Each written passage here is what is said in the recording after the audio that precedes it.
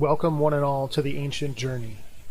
If you like the video, please give us a like and a share, and if you're into our content, please subscribe. It helps grow the channel, and it keeps us producing these videos. Today's journey, Franklin Delano Floyd. Bloom where you're planted. It's an old saying that has its basis in Holy Scripture. Wherever you are put, just make the best of it. In Forest Park, Georgia, one young girl is doing just that.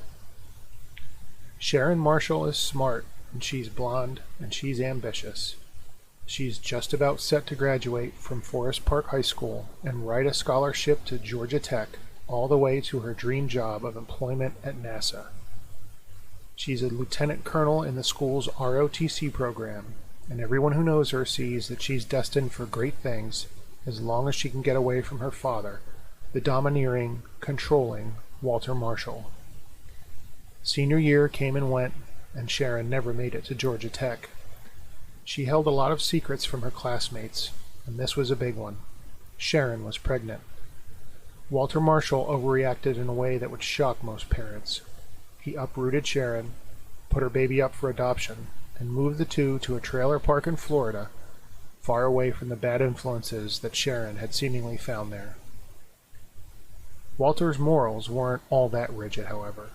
With little money and bills to pay, Walter was able to convince his pretty young daughter into becoming an exotic dancer in one of Tampa, Florida's adult clubs. It only took about 2 years for Sharon to fall into more trouble, becoming pregnant again and giving birth to a little boy named Michael. Sharon made friends at the strip club, just as she did in Forest Hills, once again blooming where she was planted. One of Sharon's friends was Cheryl Ann Camesso, who saw the way that Walter Marshall treated Sharon and Michael. Cheryl had told Sharon that she should leave Walter before he did something violent. Despite the warnings, Sharon wouldn't listen, even when Cheryl had to reject Walter's sexual advances by jumping out of a boat that they were in together at one point. Camesso didn't take kindly to being harassed and decided to hurt the Marshalls where it would sting the most. Sharon was collecting welfare at the time, even though as an exotic dancer she was clearing well over $1,000 a week. Camesso turned Sharon and Walter in for welfare fraud, and as a result their benefits were suspended. During this time, Sharon gave birth to a young daughter, and unlike Michael, who she had kept, Sharon gave up her rights to the young girl and put her up for adoption. Also around this time, Cheryl Ann Camesso turned up missing, never to be seen again. Walter and Sharon were obvious suspects, but fled the area and settled in Oklahoma, where Sharon started working at Passion Strip Club in Tulsa.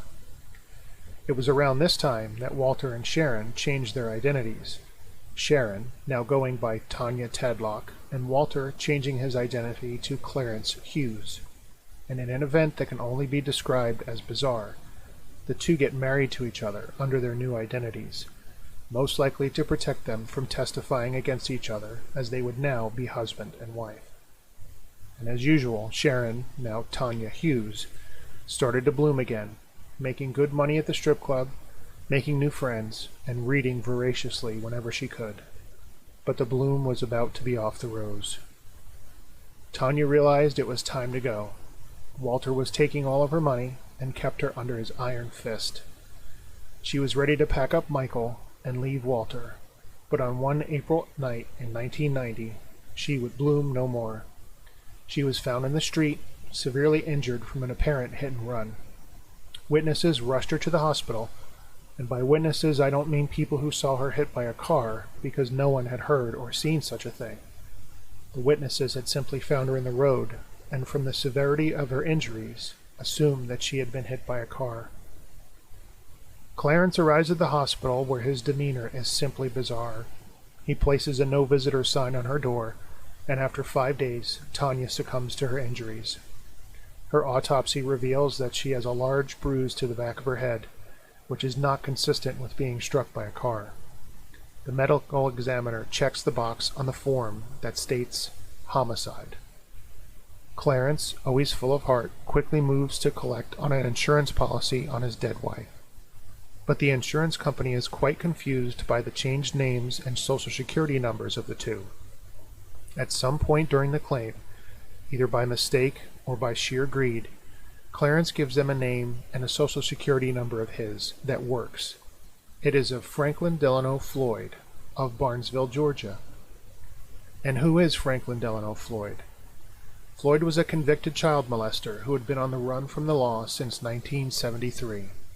Born in 1943, Floyd was in prison for assaulting a 4-year-old, but escaped when he was taken out of jail for a medical errand. He then robbed a bank in Macon, Georgia. Floyd landed in Federal Reformatory in Ohio and then in Lewisburg, Pennsylvania, where he was repeatedly raped by other inmates. He was put into a halfway house in 1972 and then arrested again when he assaults and attempts to kidnap a woman. He posts bond, skips town, and had been living on the run ever since, assuming different identities along the way. In 1974, Floyd met and married a woman named Sandy Chipman. Floyd was going by the name Brandon Williams in those days. Sandy had 4 children at the time, and when she went to jail for passing bad checks, Floyd put all 3 of the children in foster care except for one. Sandy's oldest daughter, Suzanne, was taken with him, and he fled. Suzanne was born Suzanne Marie Savakis, and would later be known as Sharon Marshall, and then Tanya Tadlock, and finally Tanya Hughes. And now the insurance company knows who he is as well, and alerts the police. Floyd flees and abandons Michael. Michael becomes a ward of the state and is adopted. Police are not far behind Floyd, and he finds himself in prison once again. He begins legal action to claim custody of Michael, but paternity tests reveal he is not the child's father. In addition, Michael has shown great signs of neglect and had been improving steadily under his new foster parents. And remember, Floyd is only in prison to serve the remainder of his original sentence for the 1973 assault, and not for the murder of Tanya. So Floyd is re-released in 1993 and rejoins society. But he can't help himself, and he is quickly in trouble once again. In 1994, he breaks into a woman's apartment, and when discovered by the woman, beats her severely, only being stopped by the woman's boyfriend. Now Floyd will be in court again over this, and realizes this case will spend the end of any custody fight he has started for Michael. That September, he kidnaps Michael from the Indian Meridian Elementary School in Choctaw, Oklahoma. Floyd disappears for 2 months with Michael. When he is arrested again in Kentucky, living under yet another alias, Michael is nowhere to be found. In 1995, landscapers working in Pinellas, Florida, find the body of a young woman. Roots growing through the skeleton are trying to break through the ground and bloom themselves, and indicate that the body has been there for several years. She is revealed to have been beaten and shot to death, and before long, she is also revealed to be Cheryl Ann Comesso. That same year, a truck is sold at auction to a mechanic in Kansas, and like most mechanics, he gives the truck a good once-over once he gets it home. In the truck, he finds an envelope tucked between the gas tank and the bed of the truck. In the envelope are almost 100 photos, some of which are of a woman who has been badly beaten. The woman in the photos is Cheryl Ann Comesso, and the truck, before it went to auction, belonged to one Franklin Delano Floyd. Other photos in the truck are of a young Suzanne Marie Savakis and depict her being sexually abused by Floyd. Floyd is sentenced to death in 2001 for the murder of Comesso, and in 2014 admits to the murder of young Michael, even though no body has ever been found. However, Floyd to this day refuses to discuss the death of Tanya Hughes. He remains on death row, awaiting execution. To report information about a missing or exploited child, contact the National Center for Missing and Exploited Children at 1-800-THE-LOST or online at missingkids.org. Thanks for watching, and thanks for sharing the journey.